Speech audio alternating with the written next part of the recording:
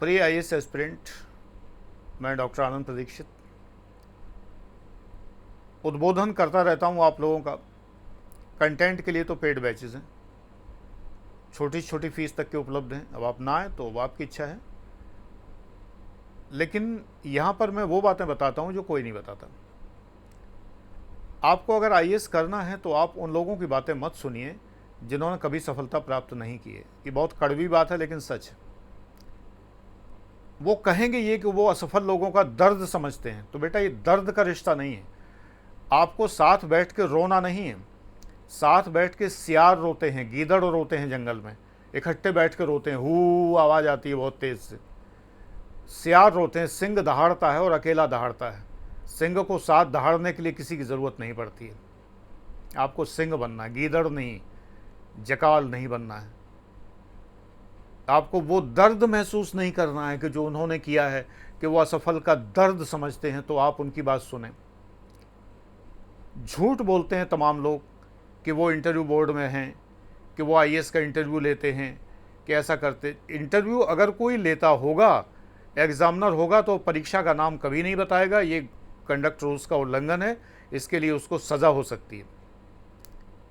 Never, he can not tell. Secrets होते हैं ये। मैं कह सकता हूँ कि मैं एग्जामिनर रहा हूँ, लेकिन मैं ये कभी नहीं कहूँगा कि मैं किस परीक्षा का एग्जामिनर रहा और कब रहा, ये कभी नहीं बताऊँगा। ऑफिशियल सीक्रेट है ये।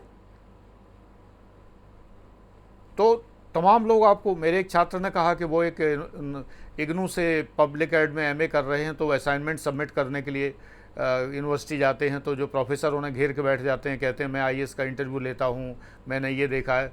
तो वो लड़का कह रहा है कि मुझे सब उल्टी बातें बताते हैं, तो मुझे कभी कभी आप पे अविश्वास होने लगता है। मुझे आश्चर्य होता है, ये कैसी मेंटेलिटी है आईएएस एस्पिरेंट की कि जो एक सफल को छोड़कर असफल पे विश्वास करता है।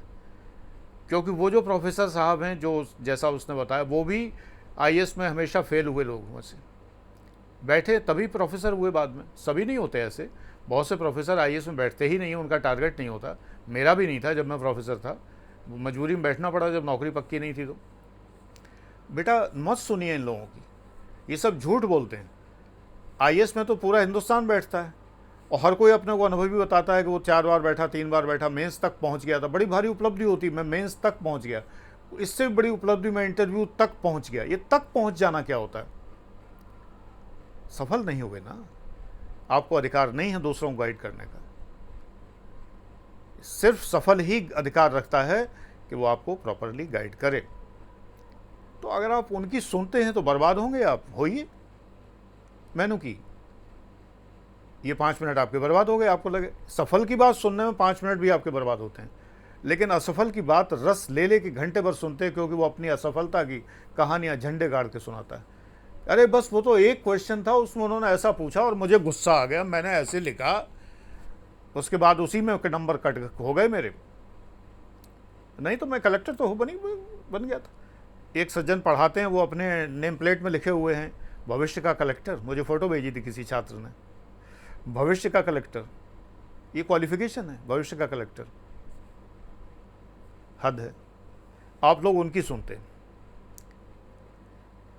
बहुत आश्चर्य है कि जो कभी सफल नहीं हुआ, जो उस फील्ड में गया ही नहीं, उसकी सुनते हैं।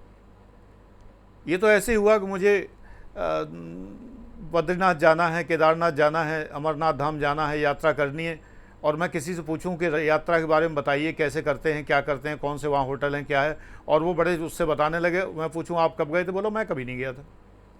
आप जब गए नहीं कभी, तो आपको तो रास्ता ही नहीं पता, आपको तो अधिकार ही नहीं है बताने का।